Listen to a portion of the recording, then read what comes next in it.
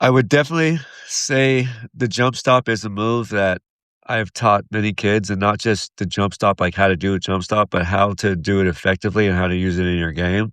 I think that's one move I could say that I taught a lot of guys how to do it effectively, to use it to make plays, to score, and just have an extra weapon in your bag. Because there's so many different things you can do off of it. I've watched countless players, girls and boys, use this move that I've taught them.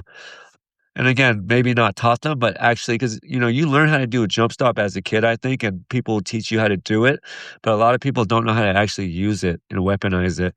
And so I think that's what I was able to do for a lot of players. Burke's on his feet.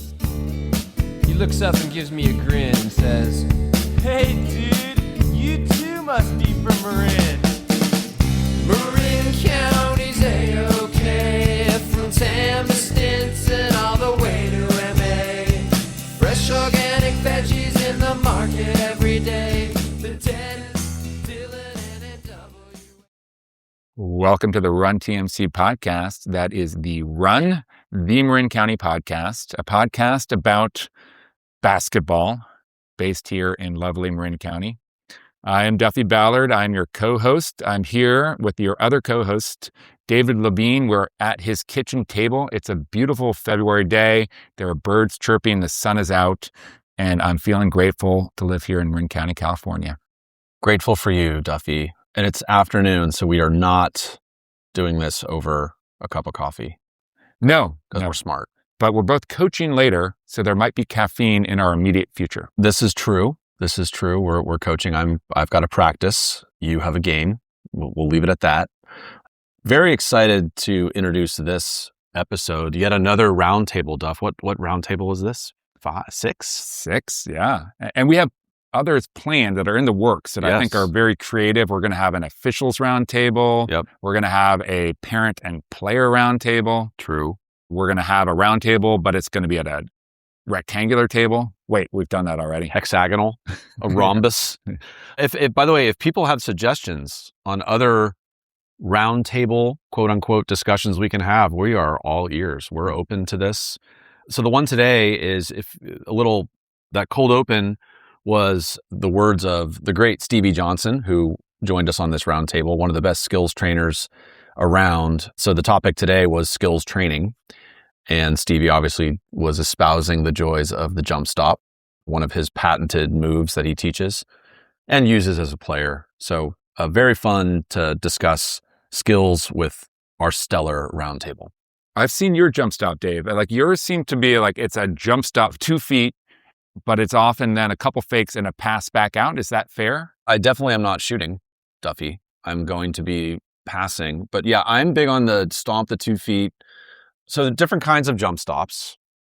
The players on our Branson team tend to use the stride stop, which is not, I don't think, a strategic choice. I think it is just they're not great at jump stops. They're off balance, so one foot goes down and the other is like forward. Yes. So a stride stop is 1 foot, then the other lands. It's not a travel, although some referees disagree.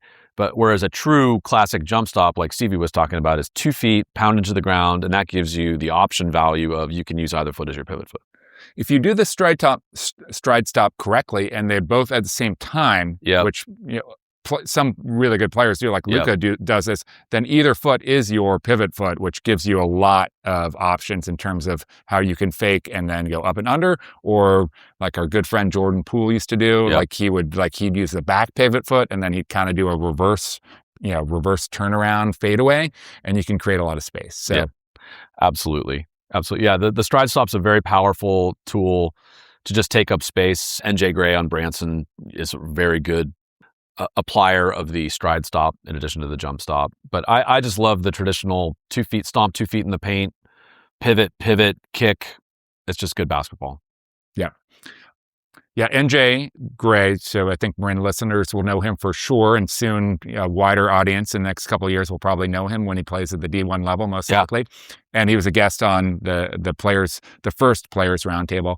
But one of our trainers on the roundtable today, Jordan Lewis, talks a little bit about NJ Gray a little later on, so we'll get to that.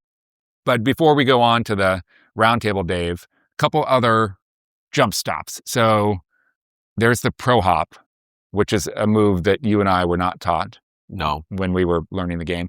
And then there is, and I don't know exactly the best name for this, but it's the lateral hop. And this is one, when you see it, you're like, wow, that is just an amazing physical move, athletic move, where you dribble into the paint, you slam the dribble at the same time, you jump laterally as far as you can to get around the defender, you land, and then you finish. Yep. Mike Turner, former guest on the podcast, he was going to be part of our skills roundtable. He couldn't make it. We'll have him back on. Yes. But I've seen him do this with a few chairs in the lane, and they're just like in the middle of the key, dribble, pop, jump around them, and then, up and finish. And certain players, they have no chance. But then you see the people that have mastered it, and it's such an amazing, graceful move. Taking up space. By the way, is the reason I'm not a pro because I never learned the pro hop? Was that the only thing that was holding me back? Is that? I think that is probably Thank you. Not how it works. Oh, okay. Shoot. I thought you were agreeing. Yeah, the lateral move. There was a kid on Houston. Jamal Sheed. Jamal Sheed. Jamal Sheed. Jamal Shed. Played for Samson at University of Houston. I say as I look out at your she shed in the backyard. My she shed. He was really good at that. Just, it's fun to see those players. I'd say, is it fair to say Grady Stewart's pretty good at that? Yeah. Like just taking up space with your jump stop and commanding space and being really strong with the ball. It's a very powerful, simple move that not a lot of kids are good at. Jack Herman for Marin Catholic. Yeah, he does it without it even being powerful. It's just he moves like several feet, and as if as if there was no gravity. It's when you see people do it well, it's impressive. I wish I could have done it at any point in my life, Dave. Well, I would say coaches out there, players, if you find that your team or you personally are turning the ball over a lot, I think one area to diagnose is, are you coming to good jump stops? Yeah. I think that's a salve to a lot of turnover problems. And I think a key is come to that 2-foot jump stop. And if you're not being immediately doubled, if you don't have an immediate shot, just be patient with it. Right. Because you have the ability then, maybe your defender has started to leave their feet. Maybe they haven't, but you can maybe freeze them and you can look outside and go up with the ball. Or you can give a pump fake and then reverse and kick it back out. There's a lot of opportunities, especially if you're not being doubled off that jump stop. Whereas if you going off 1 foot, you pretty much got to make that shot, or you're throwing a pass while you're in the air, which no coach likes that. Well, now LeBron can do it. You are pot committed, as they say, to use a poker term. Yeah. So why don't we have another clip from our roundtable? Which one should we do next? You want to do the Russ Bauer one next? I think let's do Russ and Jordan. Great. Back to back. So these are clips from Russ Bauer, great coach, former coach at many years at Branson on the JV, and then was the Archie Williams boys varsity coach for a couple of years. He's been an NBBA coach for years. He's a skills trainer. He's even a soccer coach right now. He's phenomenal with the kids and has a really great approach. So I really liked what he had to say here, talking about some of his success stories as a skills trainer. And then the great Jordan Lewis, Terra Linda star, played at Cal Poly, played pro ball for a decade in Israel, one of the best players I've ever been on the court with, and just a really great guy and a phenomenal skills trainer. So Russ and Jordan have some cool thoughts. Yeah, Jordan's going to hit a little bit on spin move and like the mid-range, owning the mid-range, which for certain players opens up a lot for them. And NJ Gray is a perfect example of a player in high school here in Marin who owns the mid-range. And because he owns the mid-range, he then can also get to the hoop at will, seemingly at will. So we'll play these and we'll be back in a moment, Dave. Sounds great. So a quick success story I've had with some personal training was a really good player in MCAL recently, Joaquim Arauzmore. He's currently at Gonzaga, walked on. So incredible story, incredible player, really great kid.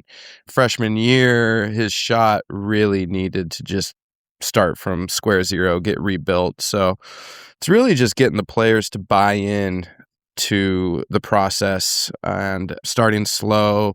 And, we were just getting up form shots every day, focusing on that form, that technique.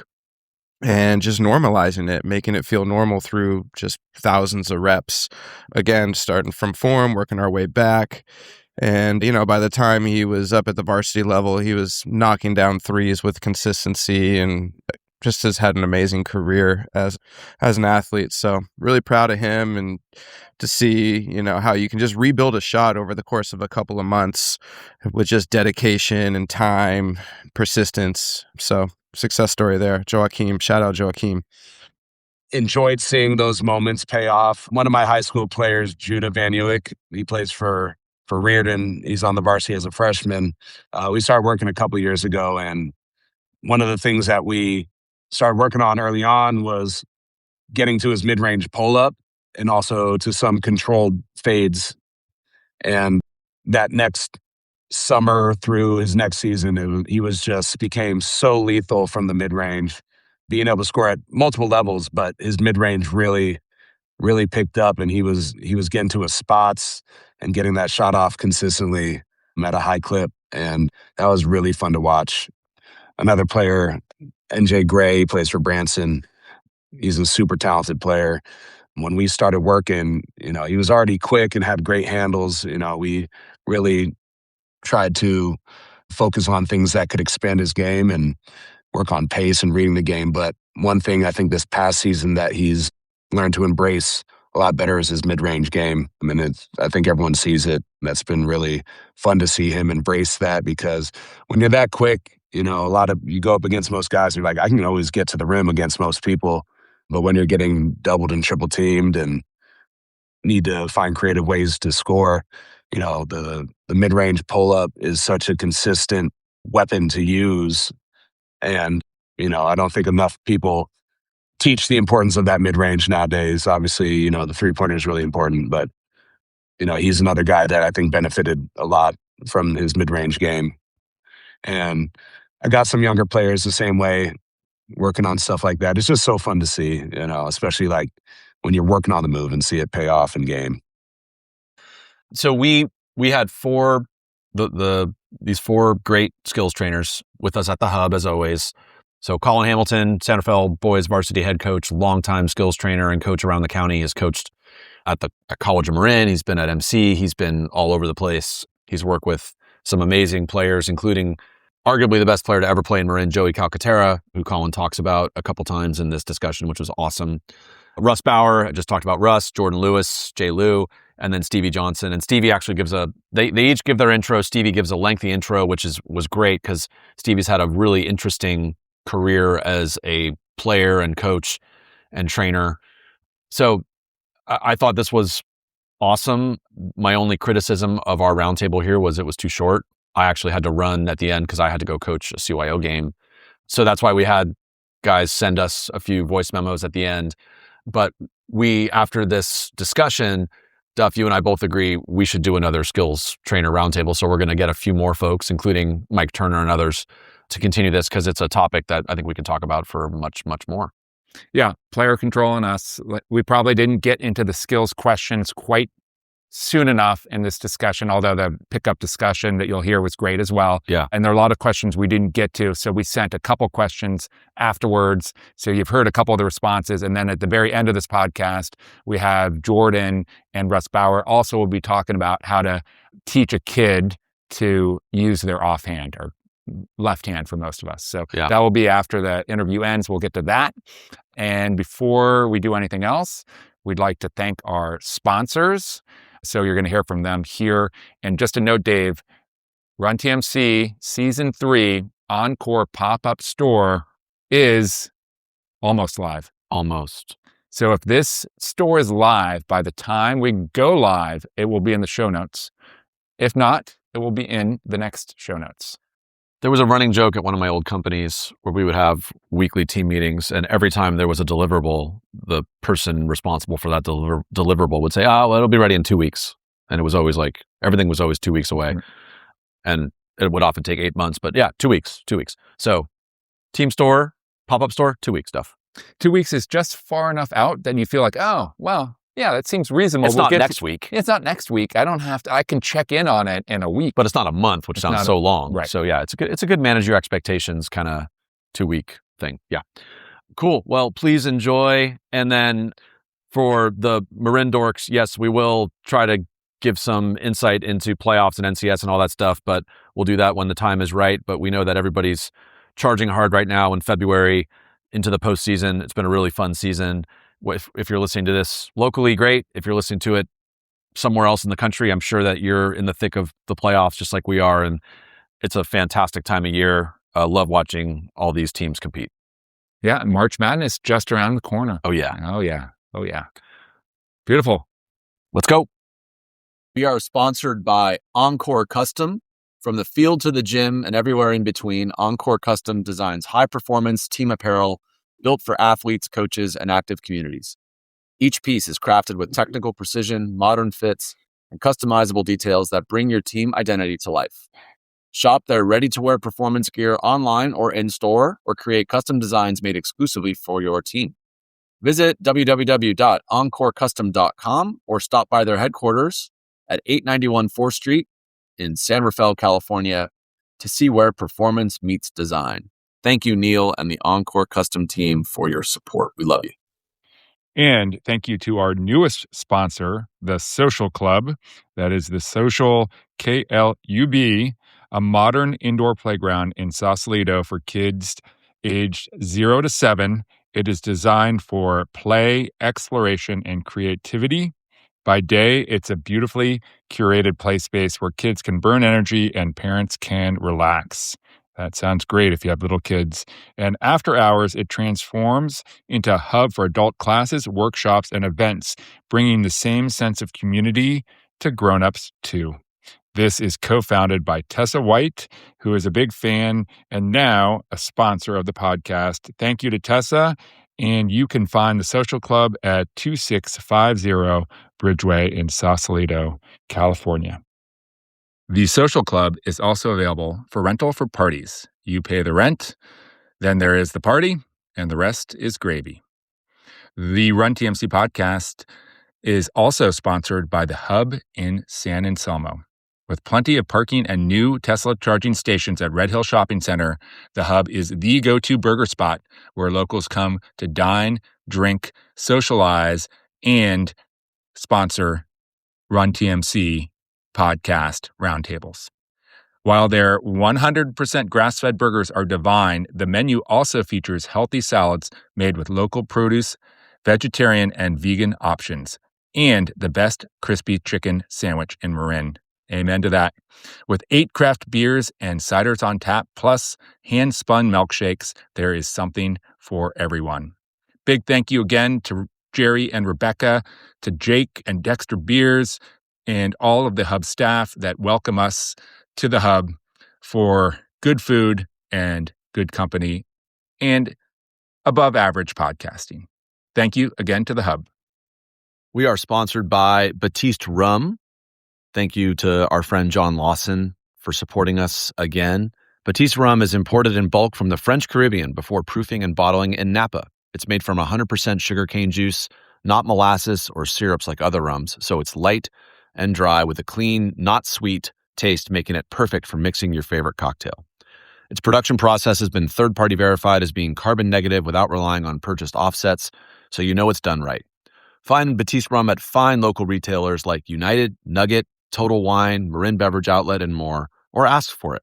Check it out at Batiste Rum, that's BATISTERHUM.com. And please always drink responsibly. Thanks, John. Skills Roundtable. We're surrounded by skills. Hold on, we have a gaggle of high schoolers walking by. It's Girl Scout cookie season. I don't know if you guys picked up on that. That's my next stop. We have Pick food up some delivery. Thin Mints. Excellent. Okay. Is that so true to the scouting report of Stevie? No, I'm okay. I can't eat. So like 5. Yeah. Follows the yes. Sure? No. Yeah, I'm good. I can't, dude. You don't eat salad. That's right. Still digesting. Okay, here we go. Now we're going. Wow. All right. We're fine. Okay, Skills Roundtable. We're surrounded by, we got 3 stellar coaches. We were going to have one more join us. He's a little late, but we knew he was going to be late. But why don't we have you guys just introduce yourselves? So give us a quick background, where you played, where you coach, your experience, skills, and then why don't you give us your, what was your signature move as a player? Okay. Like mine, for example, was a back screen and getting water for the guys who could score. But go ahead, Colin. Solid back pick. Yeah. Yeah, Colin Hamilton. I grew up in downtown Novato. As a little kid, I played outdoor at Lady Loretto every day. I didn't go to school there, but that was like my intro to basketball. Just street ball, playing my brother, playing guys that just got off work, whoever showed up. And then I went to high school and junior college down in Southern California, which was a whole nother adventure. And then I'm currently the head coach at San Rafael High School. Fantastic. Keep on clicking. It's like it's like Don't I'm supposed click to it. click it. Yeah. Don't click it. Yeah. Steve Johnson. I grew up in Canal, San Rafael, and later moved to Novato. Pretty much lived everywhere in Marin you can think of.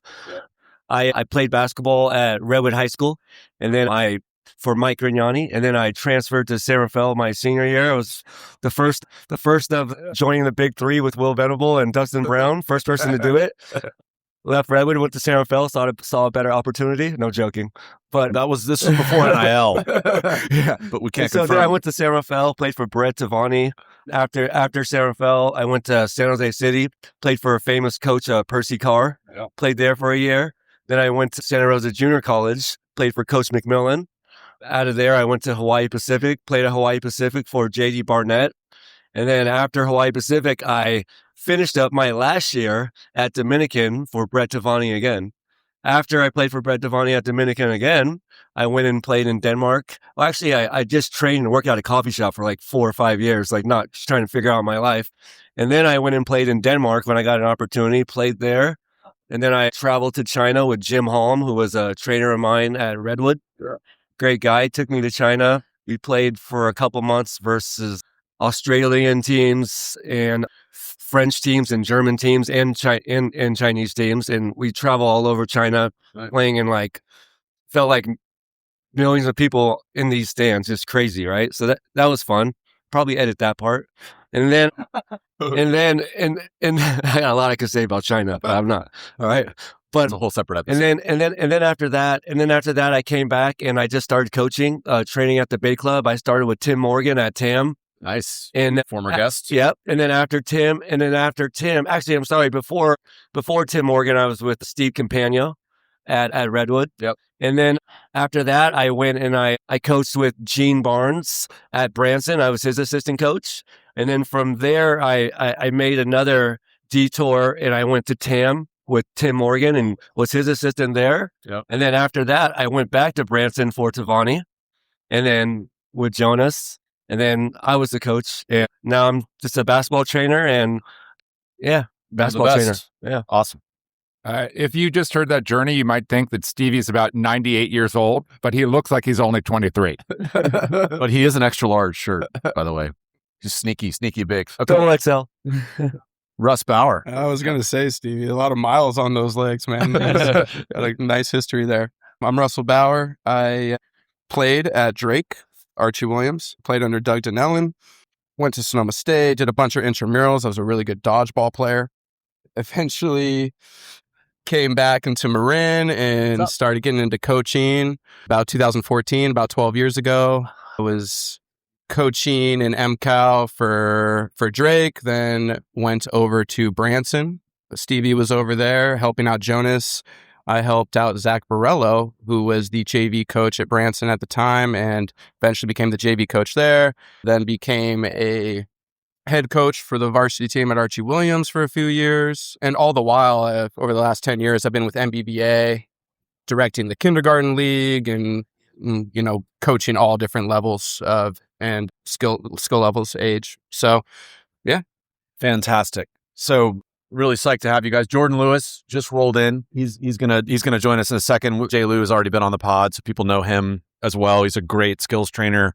I'll let him introduce himself. But before we get to Jordan, so we've talked a lot throughout these episodes, and it's a big topic in the world of coaching is skills training versus just playing pickup. So when we were growing up, I mean, Colin, you talk about you going down to Our Lady of Loretto, playing on the park. We all talked about playing outdoor. Today, kids, it seems like the trend is skills trainers, which is great for all of us as a business. But what is the optimal mix of skills training versus just playing pickup in your guys' view? Stevie, go. Me first? Yes. Okay. I thought a lot about this question that you just asked. And to me, really, there's there's no calculations to that. I really think that you got to play as much as you can and practice as much as you can. Yeah. And I don't think there's a right formula. I think it's really has a lot to do with your environment and what you have access to, and then what you're willing to do, like go above and beyond. I think you try to play as much as you can. You try to practice as much as you can. I think that in today's climate, it's kind of like, do kids think about that as much as we used to? Right. When we didn't have all these resources, and so we're a lot more creative with it. I think, and I think, honestly, there's no calculations, in my opinion, on how much training I should do versus how much playing I should do. It's like, how much basketball are you doing? If you have the opportunity to play, are you playing? If you have the opportunity to practice, are you practicing? Are you thinking about basketball? And so that's my answer to that. Yeah. Great. Yeah, I'd say if you're the only guy at the park, you should be working on your skills. If there's one other person at the park, you should be playing one-on-one. If there's 2 other people at the park, you should be playing 21. If there's 3 other people at the park, you should be playing 2-on-2. Right. And it just goes from there. Like if you're alone, that's the time to work on your skills. If there's one other person there, you should be playing them one-on-one, and it should just go from there. But it's just like, if you play basketball every day, all day, then the balance of time will equal itself out. If you're by yourself, you're working on your skills. Someone else is there, you're playing against them. And then that's like how you feel it out, I feel. I feel it really depends on the player itself. Are we talking about a middle schooler who's raw, who doesn't really have a foundation of footwork and ball handling?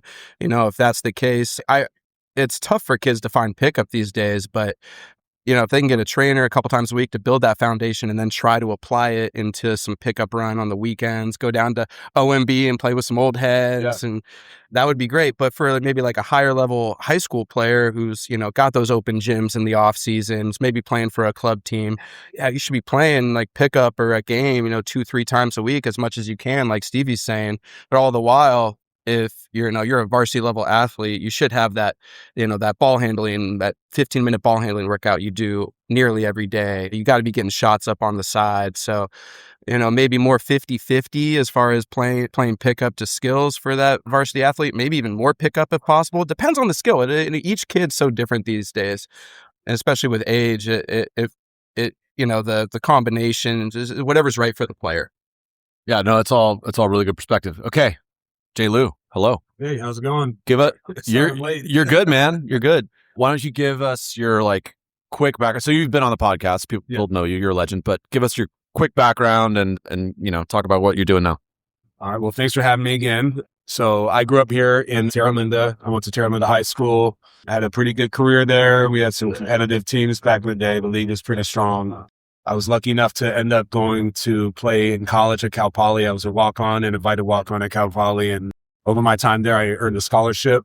And then at the end of my career there, I was a student assistant coach for Cal Poly for a year while I was finishing up some class and deciding if I wanted to keep on playing. And then I got the opportunity I reached out to an agent, got the opportunity to play overseas, and went through this process. And once I was done, they called me and said, "Hey, we need you here on Sunday." Flew out within 4 days and had a 10-year career overseas in Israel. So talk about what you're doing now with your coaching. So we were the first question we asked was kind of what's the optimal mix of skills training versus just playing. And I love what you did with your pro runs. Why don't you talk about that? Like just facilitating pickup. So in my time playing overseas, in the off season, I'd be back here in the U.S. and I'd be in Marin for a little bit, but a lot of time I spent down in L.A. And in the summer times, I was down in Newport Beach, Orange County.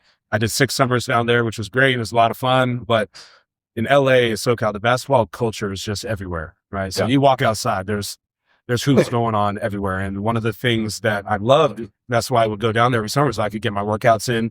I could have multiple things throughout the week and the day of basketball, whether it's training, runs at the 24-hour fitness, or runs at a local high school with pros and college players. So seeing that and seeing the way that those players down there were developing year after year when I was coming back, that was something after I retired from playing and moved back here, was something that was really important to me, creating that community of basketball, most especially the community of basketball. I think that was the most important thing to me. And then trying to give these kids at different levels an opportunity to compete against other high schoolers, college players, pros, and really kind of prioritizing the elite level of basketball where the younger guys have to earn their spot on the floor.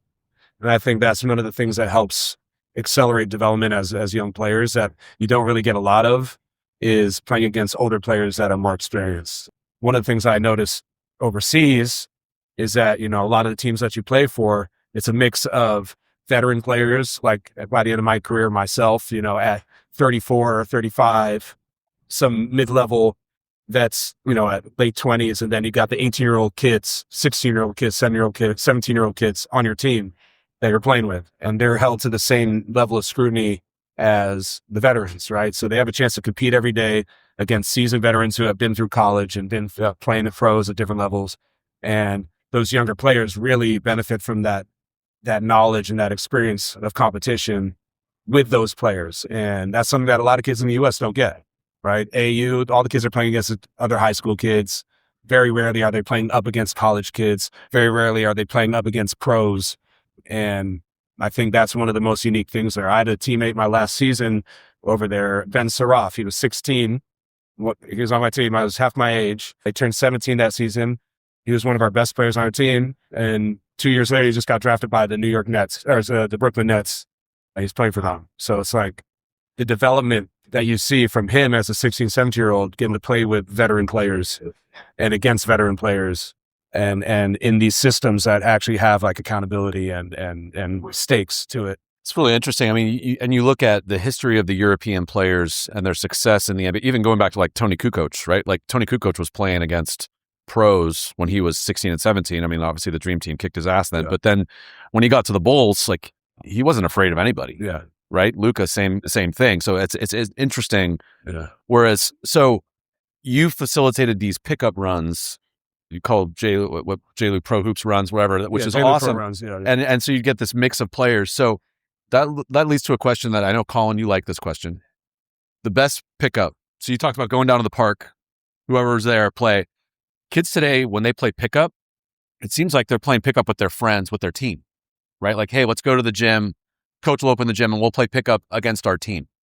How about going and playing pickup against people you've never met before? What do you think about, like, what's a better way to do it? Well, and to Jordan's point about being younger and playing with older guys, when you're the younger guy, you're not the number one option, the number two option, the number three option on your team in a pickup game. So you got to learn to do other things. You're setting up guys who are better than you. You're just cutting, passing. You learn to be a role player, right? And that's what kids don't know, like how to be a role player, because they're always playing against kids their own age. So they're like, I should be shooting. I should be dribbling. When you're 12 playing against a bunch of 19, 20, 21-year-olds, you might not get the ball the whole game. So you got to learn to do other things to impact the game. I'll share my favorite street ball story. I was in North Palm Springs, which is like the hood of Palm Springs. I was playing pickup. There's this dude named Troop. The scouting report on Troop was that he had 3 felonies, but he was still out, and no one knew how he was still out. They're like, this guy's got 3 strikes. How is he out, right? His shoes squeaked the way Debo's bike squeaked in Friday, all right? He was like 6'6", 220, covered in tats, right? Big Troop. So one day, there's a pick and roll. He switches onto me, right? So I go into this combo, and I'm like, I'm about to break this dude's ankles. And first of all, Colin, let's paint the picture. How tall are you? Colin is like 5'10". Okay. Yeah. So we got 6'6" guard, 5'10". No tattoos and no time spent incarcerated, which is the opposite of who I'm going against. So I go into a combo, like I'm about to break this guy down, and he literally picks me up off my feet and he carries me back out to the top of the key. And he's like, we're not doing that today. Basically saying like, you're not going to embarrass me like in front of, all the homies in the hood. And I was like, okay, but kids, if you're not out playing street ball, you're not getting that. Right. And you never know who's going to show up to the park. So that's like, that's where we all start, man. And you're playing all day. And it's what's crazy to me is kids these days, if you watch them play, they don't know how to keep score. They don't know how to call fouls. They don't know how to organize their own game. You go in the gym, you see 18 kids with headphones on, and none of them are talking to each other and none of them are playing. And so like for Marin kids, I would just be like, dude, go organize a pickup game, make it as serious as possible. And then just like, play to the death and just get after it. And that's what's missing these days. Yeah, and I agree. Just playing with more experienced players what you're sort of saying, I was sort of alluding to as well, mixing it up with people with more experience. I'm a fan of the art of basketball where guys know how to play the game the right way. Sometimes I'm seeing these pickup games these days and kids are coming down and just chucking up quick shots and just sort of playing for themselves. It's a team sport. So when I'm at a pickup, or what I encourage kids to do if they're trying to find pickup games, find that pickup game where the ball's whipping around, where they're playing it the right way, they're getting paint touches and learning how to play off the ball and doing little things, because there's nothing where I get frustrated. I've been going to pick up too here and there, and as a coach and a trainer, when you're playing a game, we're competitive, right? We want to win, and if we have guys that are taking bad shots and not doing the little things out there, it's frustrating. So try to find ways to help your team in game environments where it's not just a run and gun type of style.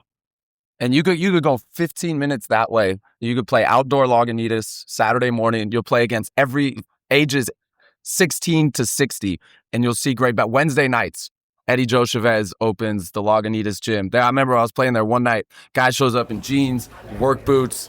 There's a donation box that EJ keeps, and he was like, well, can I pay with crab legs? He's like, I've been crabbing all day.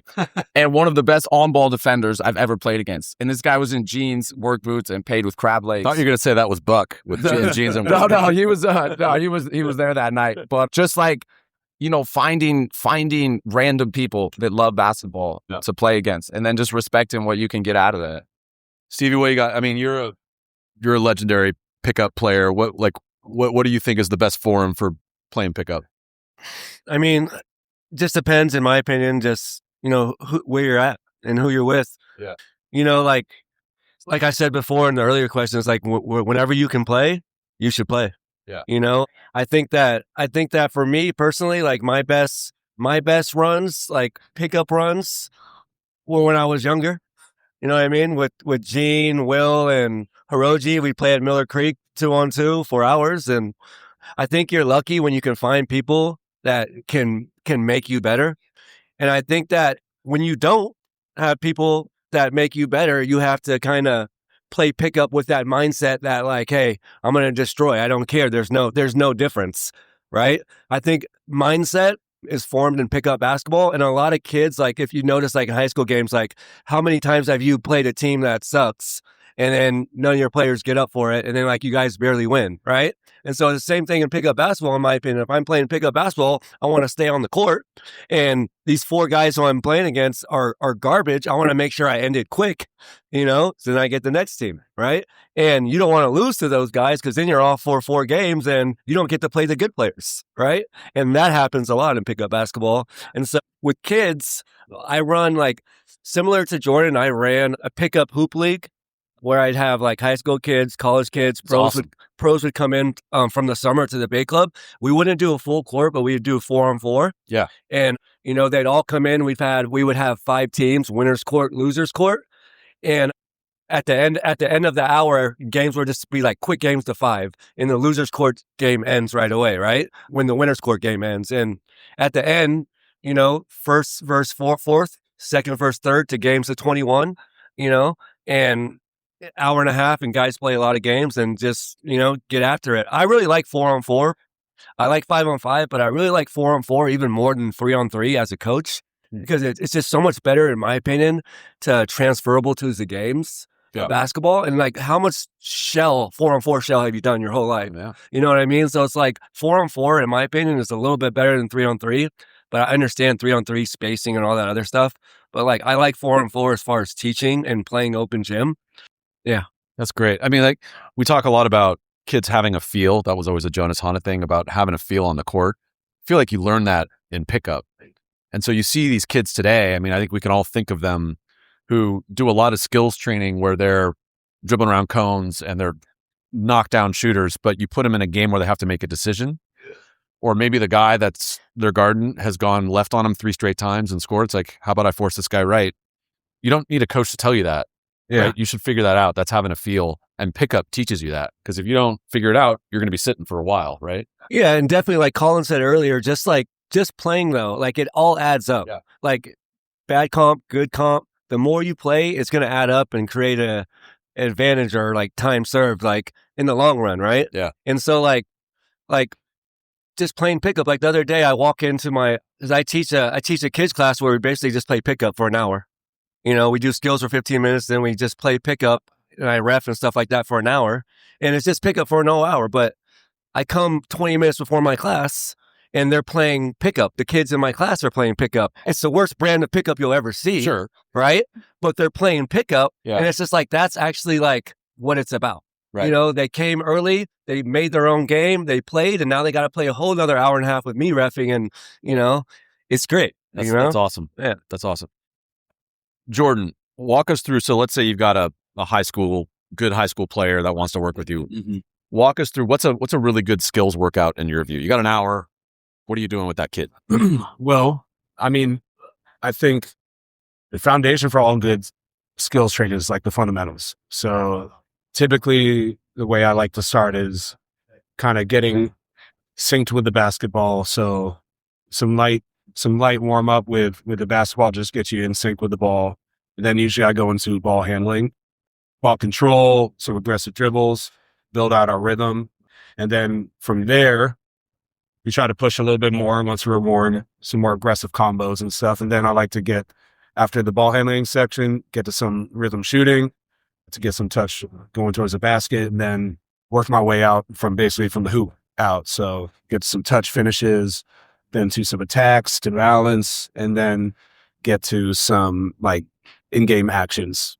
So do you prefer one-on-one, like a one person? It's a question for everybody, but like one player, or do you prefer group sessions where you can have some competition, where you can have like some defense? And I mean, one-on-one is great depending on what you need to work on, but I think small groups are the best way to go, because the idea is that you work on these new skills or whatever you're developing. Yeah. And then you implement it.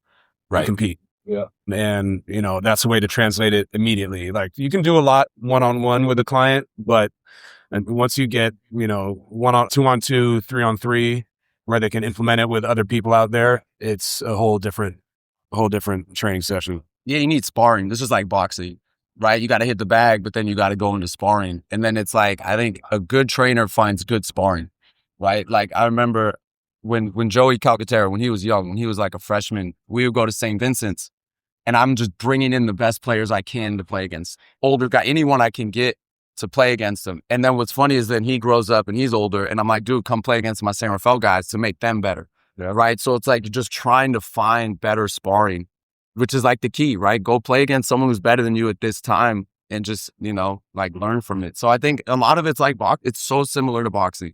You look at what's the breakdown between skills and competition. Like, well, what's the breakdown between hitting the bag and then sparring? Boxers spend a lot of time in the ring, and you're fighting different opponents in sparring. I'll also say this, competing is a skill. Competition is a skill. I remember doing a workout years ago somewhere, and we were like 80 minutes into it, and the guy's still doing like, it was passing back and forth. I have a ball, and I'm like, dude, we got to play. And he was like, well, these kids paid for skills. And I'm like, competing is a skill, and it's probably the most important, you know, skill there is. Since I mentioned Joey, I did want to tell the story because there's a lot of things that get overlooked, right? There's dribbling, there's shooting.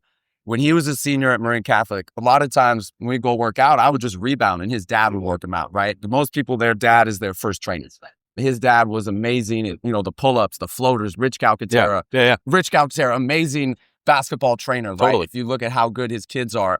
And I remember I'd be passing to Joey and he'd always say, Joe, look more ready. Joe, look more ready. Like, look more ready to catch the ball. Have your hands ready. Joe would have his hands out like, Dad, I can't look anymore. Look, how much more ready do you want me to look to catch the ball? But he would tell him over and over. Fast forward to his first game at University of San Diego. He has a really good game. They win. He knocks down some big shots. And I kid you not, at the end, they showed slow motion. The announcers say, oh, that Joey Calcaterra, he always looks ready to catch the ball. Yeah. Right? And how overlooked of a thing is that like, do you look ready to catch the ball? Are your hands ready to shoot? So like, and that's one of those things, right? Like, and for all of us, we tell kids the same thing every day. And then usually, you know, later years down the line, like, they're like, oh yeah, like that's why he told me that every single day. As much as when you're younger, you might roll your eyes, you know, God, like, dude, I'm pounding the ball. Like, how much more do you want me to pound the ball? I'm getting wide when I go behind my back. How much wider do you want my feet to be? But then it's usually when they leave and go play in college or go away that they really appreciate, like, oh, that's why he told me that a million times. So that's a good example of that, right? Like, how many people emphasize looking ready to catch the ball when it comes to a skill workout, stuff like that. Am I on what question am I on right now? The skill? We're just free flowing. But like, yeah, I mean, we started with kind of what's a good skills workout? Like, how would you like, Yeah, like it depends on the person, and is it during the season or is it during the off season? But like for me, like my workout would go, I'd go 5 minutes. I'd go 5 minute cardio, short range shooting. Like you guys know I do that. Like I just do that to start every workout, 25 to 35 makes. And then I probably go straight to catch and shoot mid range, 5 spots. Yep. Short range, mid range. And then I usually go to 5 spots, one, 2 pull ups or jump stop pull ups. Just 5 spot. Just keep it simple, keep going. And then I usually go straight to off float catches. Like off float catches, like moves, like one or two pull ups again. You know what I mean? Or catch and shoot threes. And I think from there, just kind of depending on the player, what they need to do, pick and roll, off screen, stuff like that. When I do ball handling, I'll probably do like 5 to 10 minutes, usually in the middle or towards the end of just like some really intense like stuff, like 2 ball to 1 ball, just boom, boom, boom, boom, boom. And most of the ball handling stuff, like I'm hoping the kids are like, there's so much resources out there that I'm hoping the kids like are doing it, because like, imagine if we had all these resources, bro, like we would just be like, all be like Kyrie right now. It's crazy, right? So I'm hoping like, I'm hoping like kids are doing that, but like if they are asking for extra ball handling stuff like that, I'll do it. But a lot of times you just kind of like getting these players that have games right away and stuff like that. Like Anna called me like, hey, can we work on my shot? And so I get a lot of those. So a lot of them is just like helping them make shots during the season. Yeah. You know what I mean? And as far as like tailored workouts, again, it's just like I keep it as simple as possible. And then if they want to, if I can see that they can even get there, then we might do that kind of stuff. But it's just making shots. Like how many shots are you going to make? And then I like to play. Like I'll play. Like Colin plays. Like we play against our clients like 100%. Like, try to embarrass them, Sure. And that's just, that's just what it is. For me, talking about whether we want to do a solo training or group training, sort of depends on their level of how, skilled they are. If I'm working with the high schoolers, guys who are in season or off season, that's really where I want to do groups mostly, because they pretty much have a foundation of skills at that point. Yeah. So that now you can sort of teach them as a trainer. Are they making the right read? You create that advantage, and if he's on your side, am I initiating contact, getting to 2 feet? Does he cut me off? How do I change direction and create space for a shot? Making in-game like reads, making it as game-like as possible for those groups. But I work with a lot of middle schoolers as well, and even younger at the elementary school level, and that you gotta get those fundamentals down first. And like Jordan was sort of saying, syncing their posture and their footwork along with that ball handling and getting everything sort of connected. So then now they can go out there towards the end with another player and try to transfer that, apply that into a game-like setting. So, it all depends. You just keep going back to the fact that all these kids are different. They're at different levels. And so you got to find a way to give them what's right for them personally. I will say, if you are in a group, you do lose a little bit of individual focus for that one player. It's hard to give, if I'm working with 3 guys, to give them all the same amount, or like give them all attention as if it were a solo workout. Yeah. It's not really possible. So you lose just a pinch of the detail work. But like Colin was saying, you can teach competitiveness, and these kids need that too. So it's interesting perspective. And then Jordan, I want to get to you. So you three have all are currently or have been high school head coaches in the MCAL. Okay. And Jordan, you've played, high level, high school, college, pro. You've been around everybody. Jordan had a head coach. I saw him as a head coach at Terrellinda once, right? Yeah, I remember. yeah. Fill it for again. What's your record? Do you want to know? 1-0? No, it was very much 0-1. Okay, that's fine. I'm 500 as a head coach, so we're good. To what degree, as a skill, now put your skills trainer hat on. To what degree are you talking to that kid's head coach of their high school team about what to work on? So if you're working with a kid at a that goes to a high school, are you working on stuff that is going to work for that kid's high school system, or are you trying to get that kid a college scholarship, or like how does that interplay work? I think I'm trying to just make him as best as he can. If it's during the season, like we said, like you want to keep it simple. You don't want your train to make them go rogue on their team, right? And so I think it's good to talk to the coaches if they reach out to you. If I don't know a coach particularly, I'm not going to reach out, because I mean, as a coach, like I remember being a coach, like I'm a trainer and stuff, but like I want my kids to be focused in doing what we're doing, have my assistant coaches train them and making sure the gym's open. We stay after practice. We work on all that stuff. So when players go with trainers, sometimes it's kind of like, I don't know, but like I give coaches are allowed to reach out to me. Like you can reach out to me. Anyone could ever reach out to me to tell me, hey, this is what I really want you to work on with this. But I know as a coach that other coaches like what they want. And I know like, can you make an open shot? Can you play help side defense? Can you guard full court? Can you keep your man in front of you? Can you finish off two, do a jump stop? But making shots, I know that like you only get a few of them. And so you got to shoot a lot of them to make a few. And if you spend an hour and a half and they got a game tomorrow doing cone work, it might not translate unless like they're just a point guard bringing the ball up the court. You don't want them to shoot. Got it. Yeah, and I love talking about Joey, right? Because he won the national championship, right? G League championship. But the day he decided he was transferring from San Diego to UConn, he hits me up the next day. He's like, let's go work out. It was him and Peyton. And so I'm like, well, we better do things that are going to work in the Big East, right? So I'm, what does Danny Hurley run? What are the shots you're going to get? So I think being aligned with that coach, and I even told coaches, it's like, all right, Peyton Malarkey, who's still MCal Player of the Year 2020, who Stevie coached with Jonas at Branson. Like, I remember telling you guys, like, if I'm in the stands, just know I'm completely aligned. Like, I'm watching him to support him, but so whatever you guys want, I'm telling him, like, dude, buy in. So I think part of being a trainer is reaching out to the coach and be like, dude, I am supporting you 100%. I'm not in the crowd, second guessing. It's funny. Doug Donnellan used to, when he had Malik Huff, who was an amazing talent, Doug used to always say that trainers would come up to him and be like, you got to do this with him. You got to do that with him, And so like that, I think if you're training a kid, training a player on a team, you have to be aligned with the coach. Go out of your way if you can to tell the coach, like, dude, I have your back. I'm telling him to buy in to your system. And I think that kind of puts everyone at ease when everyone's aligned, and find out, what does your coach want you to work on? Well, let's work on that. I mean, I would never tell a coach what to do, whether I agree with them or not. That's part of basketball. Players have to figure out how to fit into a system and how to be the best player within that system.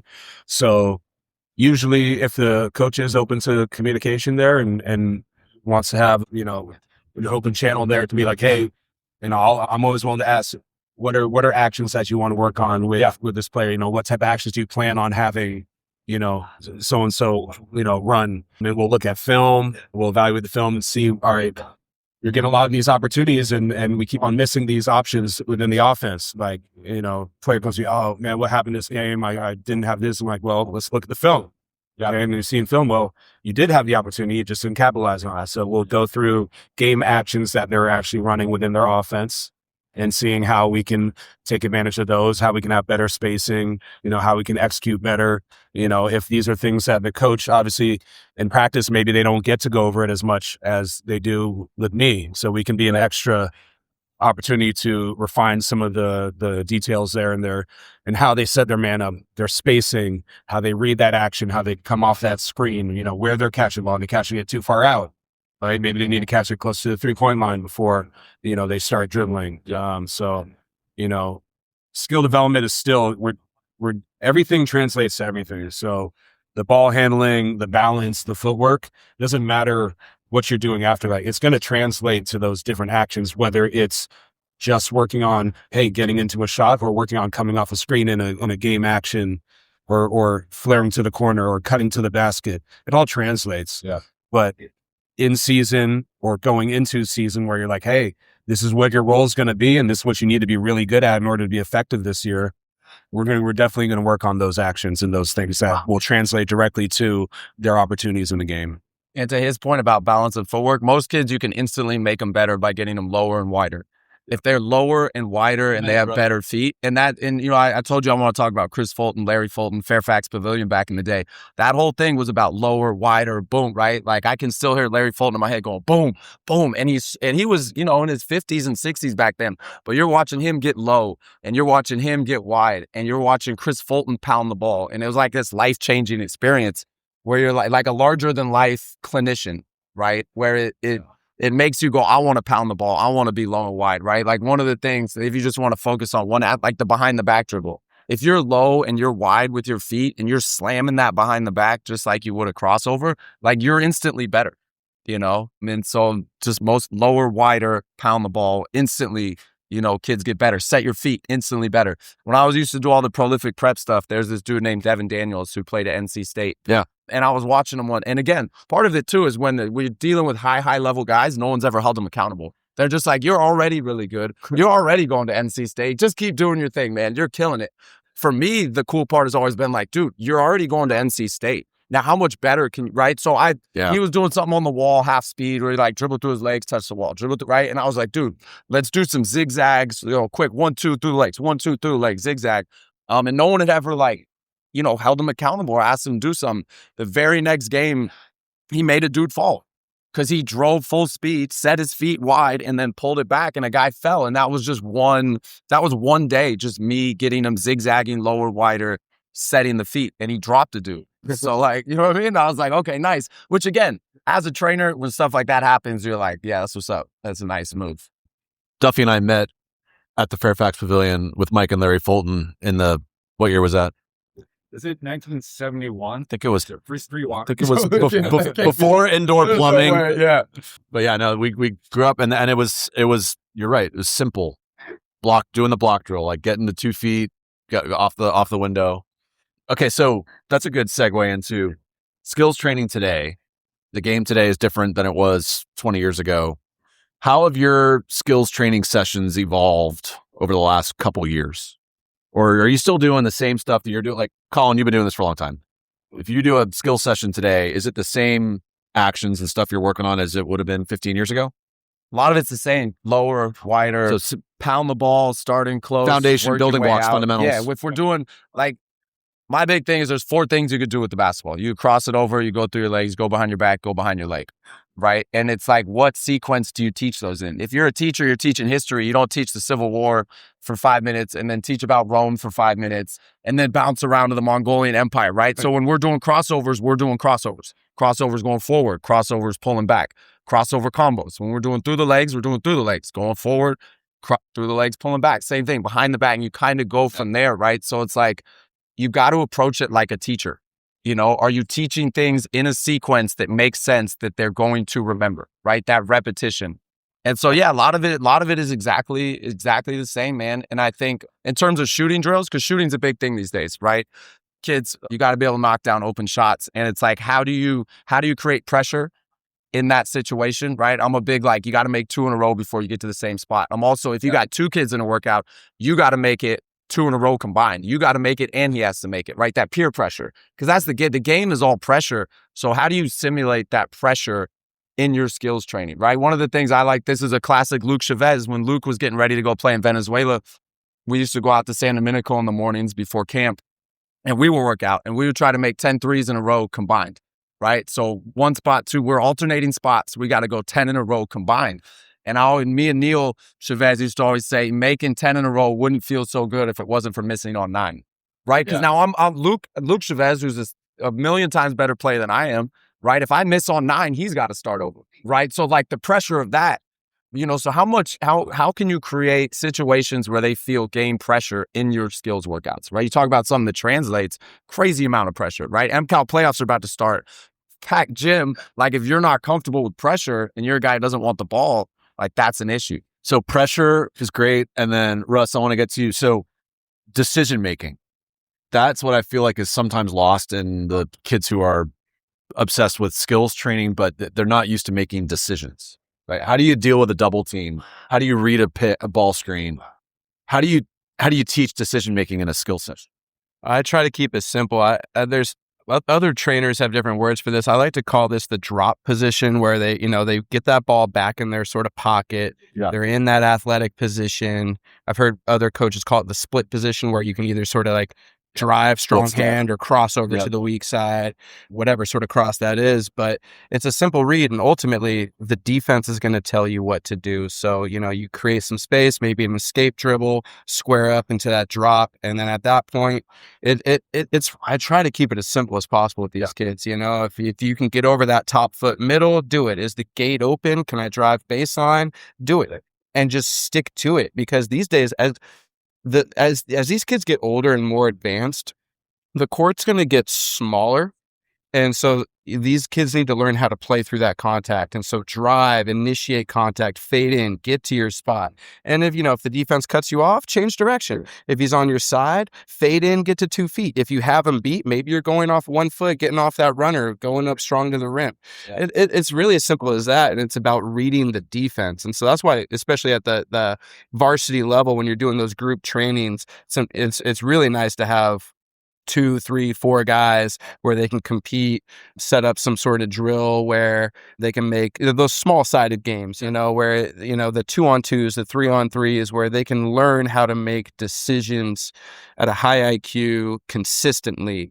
And having me there to sort of critique every single rep, like, well, you had him beat. Maybe you should have just powered up off 1 foot. Oh, he cut you off, like get to 2 feet, you got stuck in the air, and then you made a bad, you made a bad play. So, through that experience, hopefully, they can translate that into the game and succeed. For me, what's changed over the past, so I've been doing this for a couple of years now. I think I've gotten just a little bit more. I struggle with. I want to do everything, and I wanted to make sure I'm doing the right thing. And if I'm not, I get anxiety that, I should be doing this thing better, or this thing, or doing this other thing. Can we get to this? I really tried to simplify my workouts and make sure that everything's progression based. So if we start with one thing, and then the next thing is progression of that. So we can start with a foundation, and now we can build from that. Okay. And then after that, we build from it again. We put it into another scenario. Right. So I try to keep it very structured in the sense that everything's progression based, whether we're starting inside with touch or getting outside in the game action. So first read is one thing. Okay, we got that down. Yep. Now what's the next read? What's the next action out of that? So I try to keep it very progression based, and that helps me stay on track with my players and make sure that we're working on the right thing there. And I think that's been the biggest thing that's evolved with my training over the years. For us as trainers, it's about us being able to communicate and really make them understand at a clear level. I think that's super important. Yeah. Like I spoke on sort of simplicity and just making a simple read, and just, every kid we have a relationship with is just trying to build that confidence in them, make them assertive, where they're making that strong decision and just helping them be their best self. So that's our job. And if we can try to make it as easy as possible for them with our communication, with our relationship, and then the 4 of us can play a little bit still, so we're out there, we're in that stance, we can put a body on them, help them as best we can. That's what the 4 of us love to do, and help these kids reach their potential. To me, the way training has kind of changed, how it's kind of different now is, like I said before, there's a lot more resources now to training and going on the internet and looking stuff up, and a lot more moves than just access, where it's like the trainers back in the days, were they trainers or were they coaches? You know what I mean? So the game was a lot simpler, jump stops, catch and shoot, all that stuff. And so I don't think the game has changed. I just think there's a lot more moves and resources and stuff now. And like, if you notice, like the kids with Phil, like the really good players, you know what I mean? Like, they just learn how to do that stuff. They just have that. Like, you know what I mean? Yeah. They just have that. Like, you really don't have to teach them that. Like, some of them who are really good and just want to work on stuff, you can work on that stuff. But like the majority of the kids, like you're teaching them, you're coaching them. You're not even training them. Like, you're a coach, right? And you're teaching them how to play the game. And I think that's how it's changed a little bit. Like, we're trainers, but really we're still basketball coaches teaching kids how to play. You know what I mean? And then you have to just, everyone has a different formula to how they do it. But I think you have to take training from a coaching standpoint. Like, I don't like being called a trainer. I'm a basketball coach still. You know what I mean? And I look at it from that standpoint. So you guys all have motors. Like, you're all motivated, competitive. You were all really good players. You're all still really good players.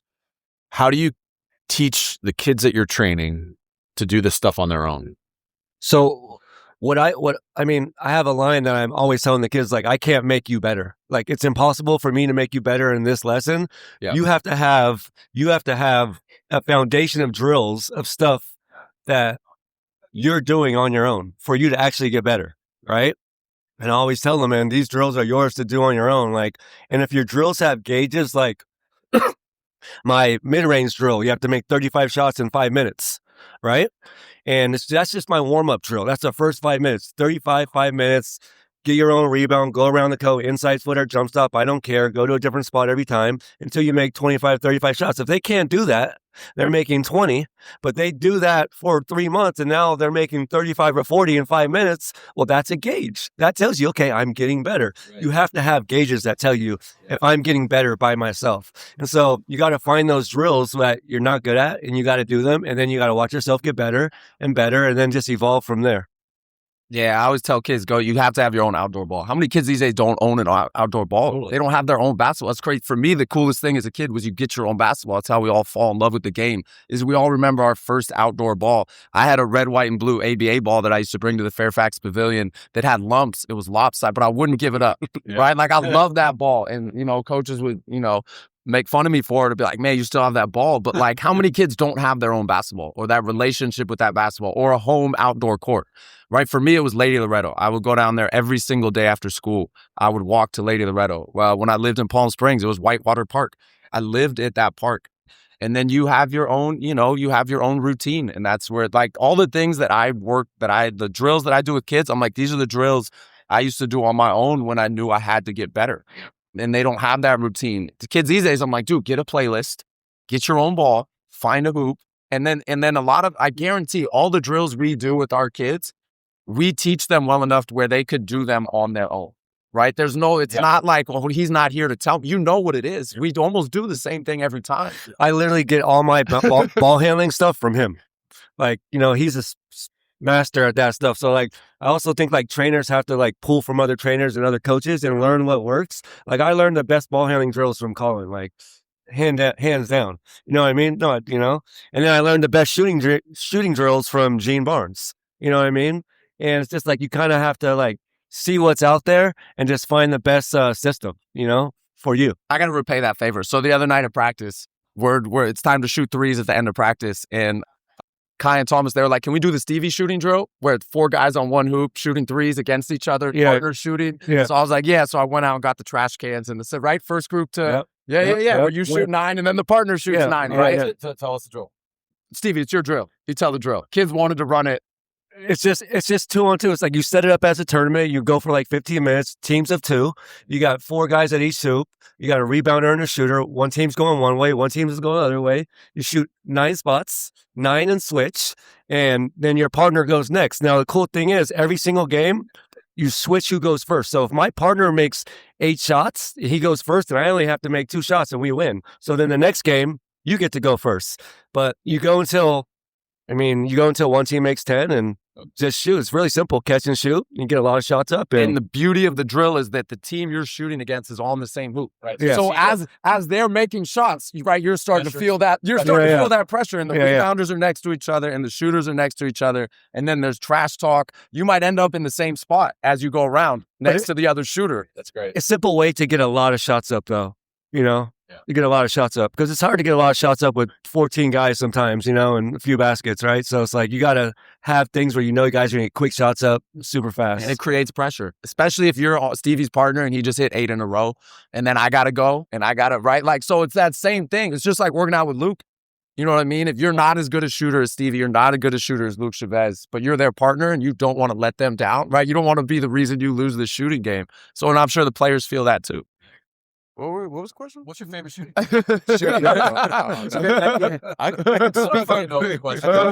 think we were talking about how we get kids to like a little bit more empowered. Talk about what you want to talk about. That's great. Do it.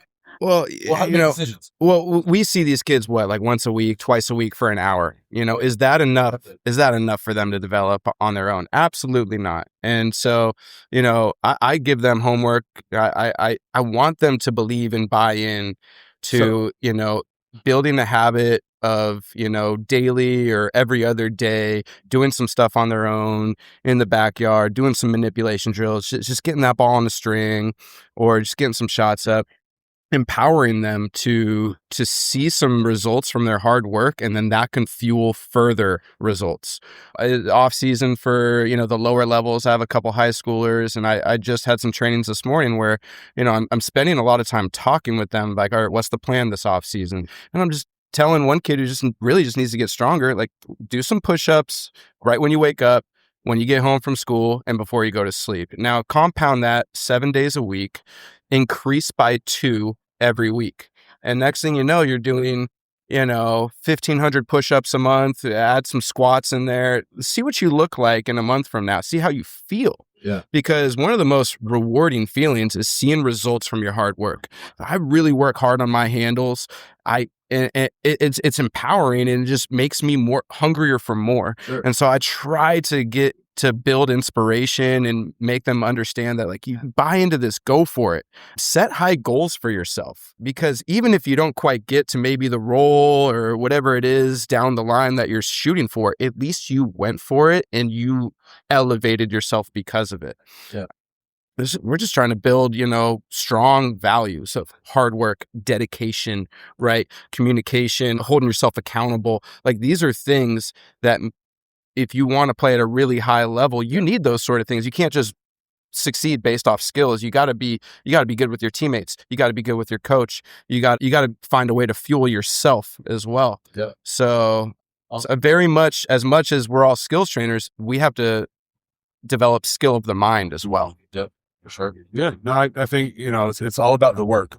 You can show up to the gym and you can win. You can go play and pick up and play 5 games and win 5 games, but that doesn't mean you're getting better, right? It's day after day. What are you doing to get better? It's putting in the work every day and creating those habits, and that's what we're doing. Improving the tools. Love it. Let's nerd out some. So I love that shooting drill. That's a good one. Can I throw one to Stevie while we have him? Please. The art of accountability, right? Especially in the training world. Stevie's the best I've ever seen at holding kids accountable, right? Because and especially with a lot of times with high level guys. How does he do that? What do you mean?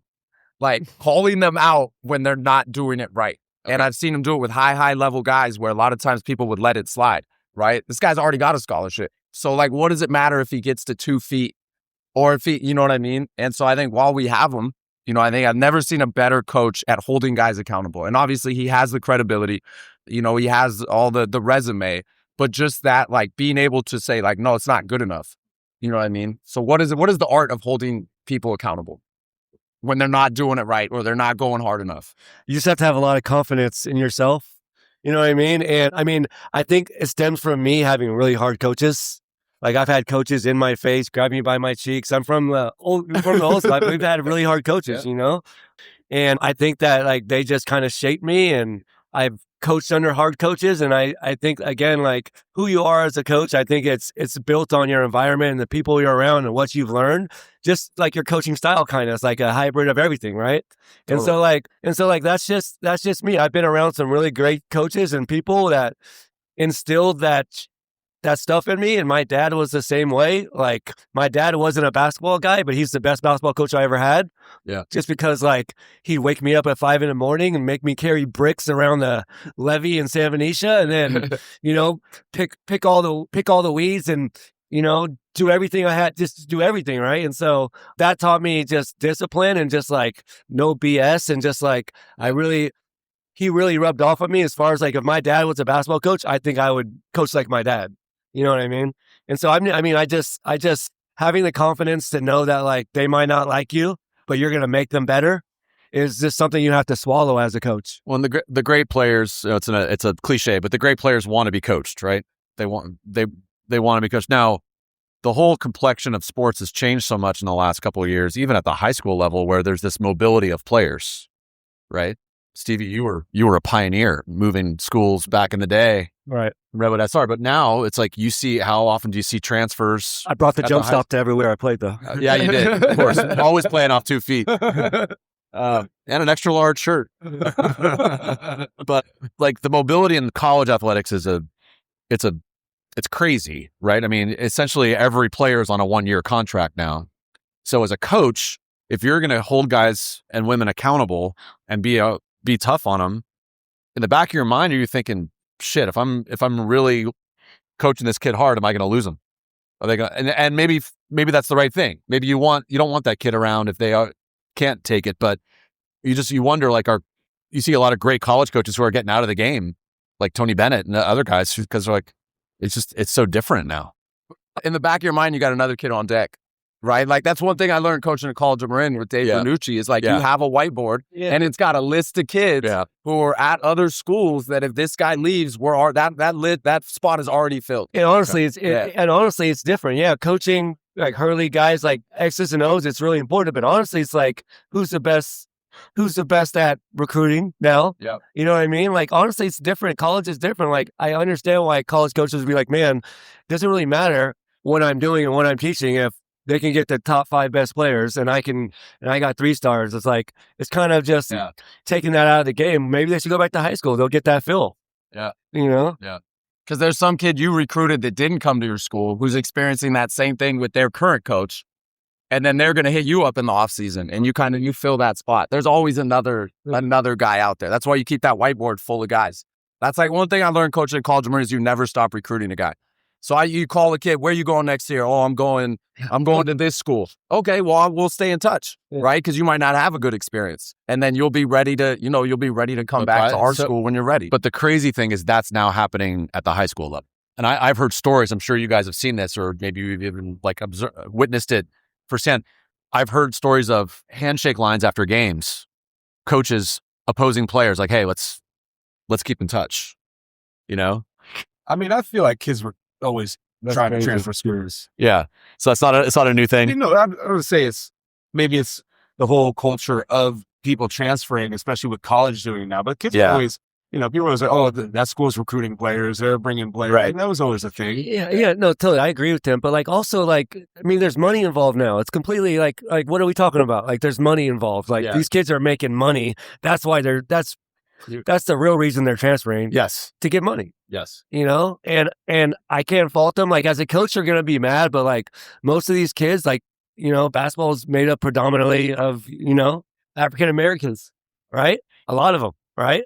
And so we, financially, we didn't get the same, a lot of these kids, not me, but a lot of these kids just didn't get the same arrangement as a lot of people in life. And now they have this opportunity to make money every single year. And who knows if they're going to get hurt or injured, right? Yeah. Who knows if they're going to get hurt or injured? So it's like, as a coach, you're like, damn, like, it's taken away from the game. But as someone who sees like, equality and financial equality out there and all that stuff, it's like, you got to appreciate it because now these guys can get to a bag. Totally. You know what I mean? Yeah. Yeah. I'll say this. I don't think any player that is leaving a school because they're uncomfortable and like,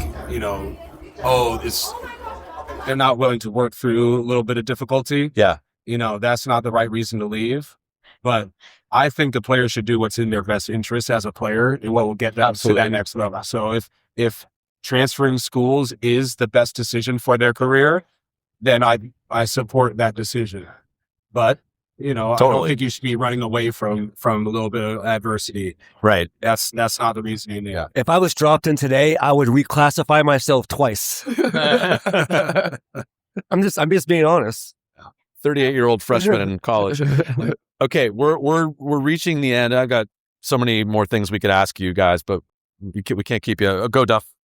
We're reaching crunch time, but what we'll do is we'll send you guys some questions because I have a number of questions we didn't get to, including, do you actually demonstrate the Euro step to your players? I hate the Euro step. Okay. All right. We'll get there. We'll have some follow-up. Whole other episode. We'll have some follow-up questions that if you don't mind sending us a voice memo, we'll then splice it on to the end of this. But we'll get to crunch time. And then Dave's got to go coach. Yeah, I got to coach a CYO game. Okay. Russ, favorite outdoor court in Marin? I got two. When I was growing up playing CYO for St. Rita's in middle school, me, Brandon Johnson, Brian Kelly, we would get a ride out to the Stinson courts. And a lot of kids who went to TAM back in the day, Matt Day, Louis, I forget his last name, but Ollie, yeah, they had great runs down there at the Stinson courts. I guess that was probably the late 90s. And that was always really fun to play pickup out there. Good ball, challenging. I was sort of a pipsqueak, so I had to learn from those older heads, My second one, I have to say, I have to shout out this. I grew up right by Lower Brookside off of Butterfield, and they had the mini ball courts that were about 7.5 foot hoops. And me and my buddies would be down there almost every weekend feeling like we're, Shaquille O'Neal, just 360 windmills. And we'd play so much pickup down there. My coach, Doug, was a little, hesitant on the idea of constantly shooting on a low hoop, but playing pickup down there was so much fun. That's very fond memories in my life, especially since it was my backyard. I'd be down there by myself, pretending like it's game 7, bringing the ball up and down the court back in the day, which was just sort of part of my, building my confidence as a player. So I got a shout out to the Lower Brookside mini ball courts. My number one court is Corte Madera Park because no one is ever there, and I always have it to myself. It seems like since I was a little kid, You just totally screwed it up. No, everybody's going to be there. And so, but also like Corte Madera Park, if you like on that court and you look around and like dead center in like a meadow, like surrounded by mountains, it's like the most beautiful thing ever. If you actually like look around, like damn, I'm in the middle of like a bowl at that park, right? It's pretty. Yep. And so I love that park. Plus, like I grew up when me and my mom moved from the canal to Marin Gardens, right by Marin Joe's. I grew up with there. I used to go to Corte Madera Park camp every summer. I'd go to the camp, and at the last day of the camp from like 3rd to 6th grade, we'd bring our sleeping bags and we'd sleep on the basketball court overnight, that court. And so like that court also is like special because I've slept on it like multiple times. Right? And then my second court would be Miller Creek because me, Gene Barnes, Will Venerable, Hiroji Pratt, like growing up, like that was my crew. And we played there every single day. Like it was great. And then my third one I got to go is Hamilton School in Novato. Yep. We had like dunk rims there and like going there with your friends and just playing dunk basketball like that. I think that's what got me like a little bit athletic as I got me some hops because just the act of just dunking. It was just so much fun. That was the best. Love it. Go Whitewater Park and Rancho Mirage. So I went to high school in Southern California in junior college, and the street politics would find their way into the pickup game. It was almost like above the rim. Whereas like, all right, these two crews have beef with each other, and now all of a sudden and there's no such thing as being neutral in Southern California. That's not a thing. You have to pick a side. Right? So you're playing in a pickup game that has like implications that go beyond the pickup game. So it's like game point. You know what I mean? And like you got to make that shot because these two groups don't get along with each other. And it was also the kind of like, if someone called a foul, it's like, no, it's not a foul. And then it was like, oh, I'm going to go pop the trunk. And then it's like, all right, the game's over. So I learned a lot in Southern California because growing up in Nevada, you could talk trash. In Southern California, you can't really talk trash because someone will, all right, well, I'm going to call so-and-so. And then it's like, all right. So there was a lot riding on the line in those games. Nice. So Whitewater Park, okay, Rancho Mirage, yeah. No, mine's easy. It's Terralinda Rec Center. I'm pretty sure multiple summers I spent every single day there with me and my crew playing against all the kids that live in the area and some adults that would be down there. I know my friend Ethan kept a journal one summer on his computer. And it was literally every morning, call Jordan, have him come over, walk down to the rec center, play basketball, go to Scotty's or Casa Manana, get a burrito, walk back, play more basketball until the sun went down, and then back home for some 2K and do it again the next day. Life is good. Yeah, it was 7th, 8th, 6th, 7th, 8th grade. I love it. That's awesome. Okay, last one. Favorite breakfast or coffee spot in Marin? Oh, Creekside Bakery in Novato. It's an institution, lying around the block. Yeah. Phil's, because it's the closest thing to Tully's. And Tully's, I grew up working as a barista at Tully's, and it's had a great vibe, great people, great pastries. And I feel like Phil's is doing what they did, just a little bit better. Yeah. And I like their music playlist. For me, growing up in San Selmo, the staple for me over the past couple of decades has been Barton's Bagels. Love it. Best bagels around. But lately, I've been going to Hummingbird once in a while for the fried chicken and waffles. It's Just close. Did they? Just close. Oh no, No, really. that's tough. Sorry, If anybody listening ever had the fried chicken, it was the best fried chicken I've ever had. Came with garlic, spicy honey. It was incredible. Does anybody remember Easy Street Cafe? Oh yeah, That was my coffee spot. we're Like sitting when I was right a here. kid. Yes. No, Yeah. I'm not this one. Oh. The one in Corner Madera, right across from the Racket Club, where Lucky's was. That used to be Easy Street Cafe. That was the one. That was the one. Yeah. What about you, Jordan? This was, let's see. In Terra Linda growing up, there wasn't too much over there. But what I've gotten into since coming back here, and I got some trainings over this way in the mornings, a Miracle Mile Cafe. Yeah, very good, really good. Yeah, really cinnamon good. roll pancakes. Oh my god. Cinnamon roll pancakes are crazy. The breakfast burrito is fantastic, especially with the salsa verde that they got. They cook it up well over there. Sauce, yeah. Now I'm hungry. Yeah. Awesome. Thank you guys. This was awesome. You guys are fantastic. We'll have to do a round 2 with you because we have many more questions. And as Duffy said, we'll send you a few and you can give us some more responses. But thanks for all you guys have done for hoops in the county. You're making the community better. You all have added tremendous value to players. Colin, good luck in the playoffs. Tomorrow against Redwood, Monday night. Yes. Yeah. Look, At Redwood, yeah. you got is Wyatt back? I think we're going to have our whole 5 Okay. for the first time since San Domenico game. Yeah. So Beautiful. Beautiful. But thanks, y'all. Really appreciate you. thank you, man, for what you guys are Thanks for doing. having Yeah, us. and good luck in the CYO game. Thank you.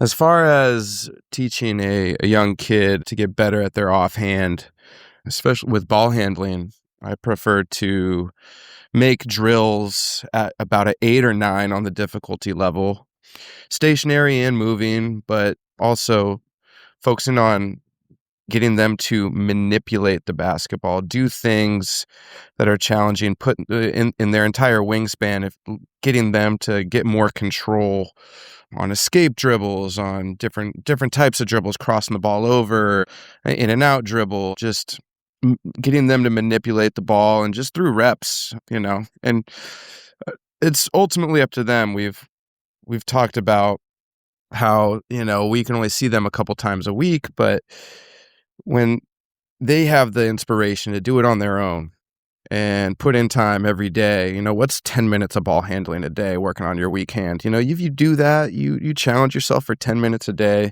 you're going to see results very quickly, and you can continue to push yourself to those limits out of your comfort zone and continue to grow. So that's how you do it.